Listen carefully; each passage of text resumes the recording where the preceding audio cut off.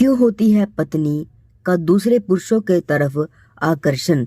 आपको पूरी कहानी के तरीके से हम सुनाते हैं, आखिर तक जरूर सुनना, क्योंकि आधा अधूरा ज्ञान जिंदगी खराब कर देता है। एक समय की बात है, ऋषि अगस्त्य के आश्रम में कई तपस्वी और साधक शांति और ज्ञान की प्राप्ति के लिए ध्यान में लीन रहते हैं। इस आश्रम में राजा धर्मपाल और उनकी रानी सुमति का भी आगमन होता है। राजा धर्मपाल सत्यनिष्ठ और धर्मप्राय राजा थे। वे अपनी प्रजा और परिवार का ध्यान रखते थे।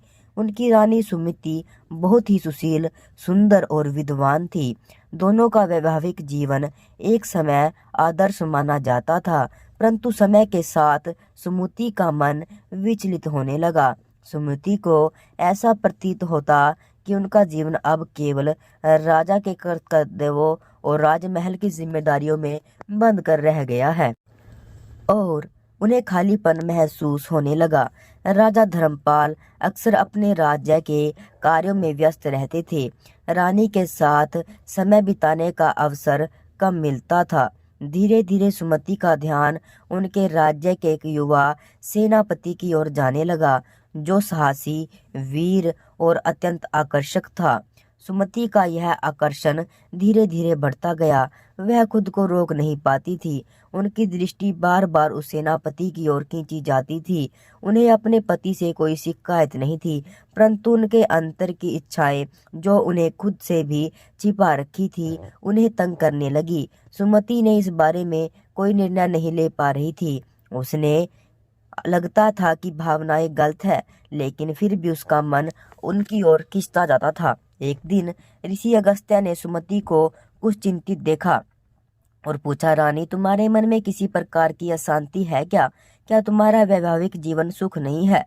सुमति ने पहले तो झिझकते हुए कुछ नहीं कहा, लेकिन ऋषि ने आग्रह पर उन्होंने अपना मन खोल कर रख दिया। उन्होंने बताया, उनका जीवन बाहरी रूप से सुखी है, लेकिन मन में एक अजीब आकर्षण पैदा हो गया जो उन्हें अंदर व्यस्त ही कर रहा है। उन्होंने स्वीकार किया, वे अपने पति धर्मपाल से प्रेम करती है, परंतु वे सेनापति की ओर खिंचाव महसूस करती है। उन्हें समझ नहीं आ रहा कि ये सब क्या हो रहा है।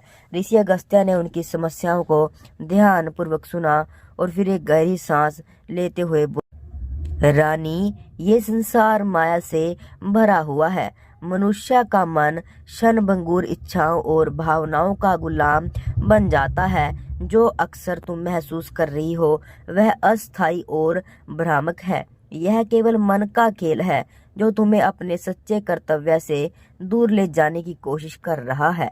अब ऋषि जी ने उन्हें एक कथा सुनाई। पुराने समय में एक रानी थी जिसका नाम माधवी था। वह अपने पति से अत्यधिक प्रेम करती थी, परंतु धीरे धीरे उसे लगा कि पति उसे पूरा समय और ध्यान नहीं दे पा रहा है। एक दिन उसका ध्यान एक अन्य व्यक्ति की ओर आकर्षित हो जाता है, जो कि राज्य का ही एक योद्धा होता है। उस पर व्यक्ति की वीरता और रूप से प्रभावित उसे अपने मन में स्थान देने लगी। एक दिन वह ऋषि व्यास के पास गई, अपनी भावनाओं को व्यक्त किया। ऋषि ने उन्हें समझाया, माधवी, तुम जिस आकर्षण को महसूस कर रही हो वह तुम्हारे मन को असंतोष उत्पन्न हुआ है। तुम्हारे पति के प्रति तुम्हारी निष्ठा ही तुम्हारी सच्ची शक्ति है। यह अस्थायी इच्छाएं तुम्हारे मन को भ्रमित कर रही हैं।